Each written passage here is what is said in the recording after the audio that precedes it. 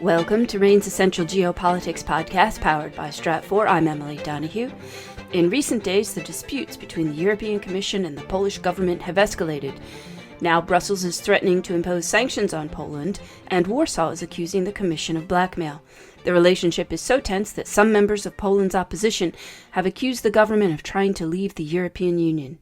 Here with details is Adriano Bissoni, Strat4 Senior Europe Analyst at RANE. Hello, Adriano. Hi, Emily. Nice talking with you again. What's going on with Brussels and Warsaw? So, Poland has a nationalist government who thinks that Polish sovereignty comes first and EU laws and regulations come second. For years now, the Polish government has been irritating Brussels because of different measures. They have implemented measures to increase government control over the judiciary. They have increased pressure on independent media. They even have issued statements and regulations against the LGBTQ plus community. All of this has irritated the European Union.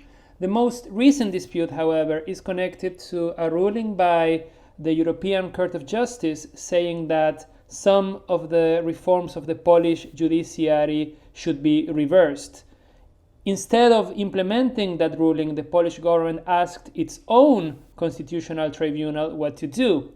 And in early October, the Polish Constitutional Tribunal said that some aspects of EU law are not superior to the Polish constitution. Of course, this goes against one of the foundations of the European Union, which is that the EU's legal order is superior to national legal orders, and that the European Court of Justice is superior to national constitutional courts or constitutional tribunals. So Poland is basically challenging one of the main aspects, one of the core fundaments of European integration. And this is why members of the Polish opposition, governments in other parts of Europe, some European officials have said that Poland is getting dangerously close to exiting the bloc because it's basically questioning one of the foundations of the bloc.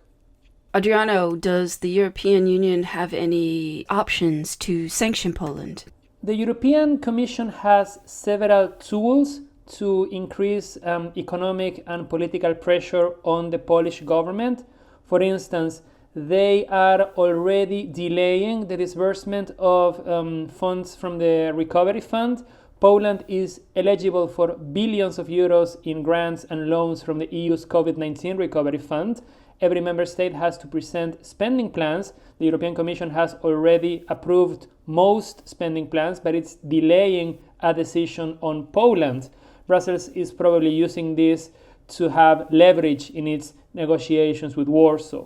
Then there's the bigger option of delaying or freezing the disbursement of EU budget funds. Poland is a net receiver of agricultural funds, cohesion funds, and it's eligible for billions of euros in the EU's budget for the 2021-2027 period. The EU has a newly created mechanism to link the disbursement of these funds to rule of law issues. In other words, if a country has a weak rule of law or violates EU rules, then the European Commission can halt the disbursement of this money. Then the European Court of Justice can impose daily fines when countries do not comply with its rulings. And finally, there's the nuclear option, which is suspending Poland's voting rights in the European Council. The European Council is one of the two co-legislators of the European Union. The other one is the European Parliament. So in extreme cases, the European Commission can request the suspension of a member state's voting rights, which means that if this happened, Poland would be left without a say on crucial EU internal and foreign policy decisions. This is a very drastic decision. It basically leaves a country without any say in EU policy, but of course Brussels will struggle to impose such a punishment because the decision to suspend Poland's voting rights would require unanimity. That's the unanimous support of the other 26 members of the European Union, and countries including Hungary have already said that they would vote against any punitive measures against Poland. So I think the standoff will continue. I think that the European Commission will probably increase political and financial pressure on Poland, but the danger of any of these significant measures being applied right now is rather low. Adriano, is it possible that Poland could exit the EU because of these disputes? I would say no, at least not in the short to medium term. We need to keep in mind that EU membership is still a very important element of Poland's foreign policy. Poland still sees membership in the EU as a great economic opportunity. For instance, Poland exports most of its goods and services to surrounding countries. For instance, Germany alone receives a third of Poland's exports. Poland, as I said before, is also a net receiver of EU funds, so a Polish exit from the EU would have an extremely negative impact on the Polish economy. Also, EU membership is a key part of Poland's security strategy. Poland is located at the heart of the North European plain. It has no natural barriers to protect it from invasion.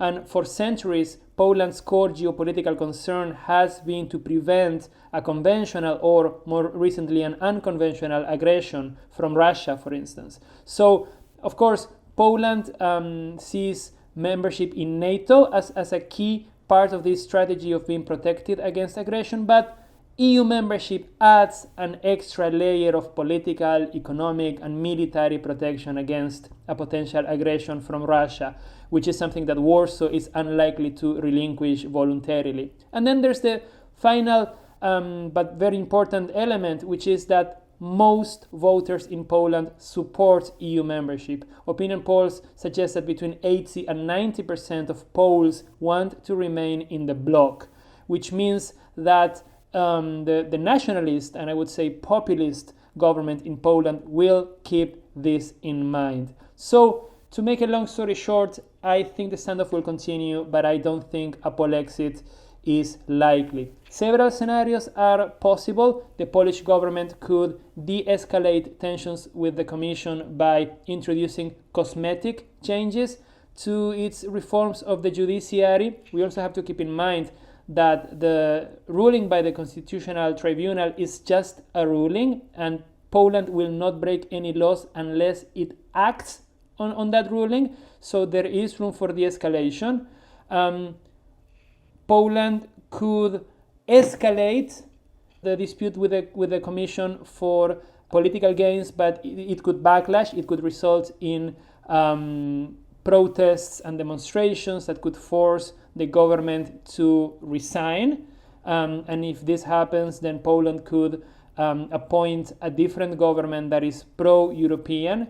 Then I would say there is a scenario of Poland at some point calling on a referendum to exit the European Union, similar to the Brexit referendum, but I don't think this is likely in the short term. And just to round things off, we need to keep in mind that the European Union doesn't have any tools to expel any member states. Countries can leave the EU if they choose to, as was the case with the UK with the Brexit referendum of 2016, but the European Commission cannot expel anyone. There are no mechanisms in the EU treaties to actually get rid of a rebel member state, which means that as long as Poland doesn't choose to exit, there will not be a Polexit. Of course, if economic pressure, if political pressure is so strong and so heavy and so difficult to bear that Poland completely reassesses its geopolitical, its economic, its political strategy, then it could happen, but we are still far from that point. If anything, if the economic pain becomes really big, I would say that the government losing power and voters appointing a pro-EU government is more likely than Poland unilaterally choosing to exit the EU. Adriano Bassoni is Stratfor Senior Europe Analyst at RANE. Stay ahead of geopolitical developments in the EU. Sign up for the free Worldview newsletter from RANE. Find out more at stratfor.com/worldview. That's stratfor.com/worldview. I'm Emily Donahue. Thanks for listening.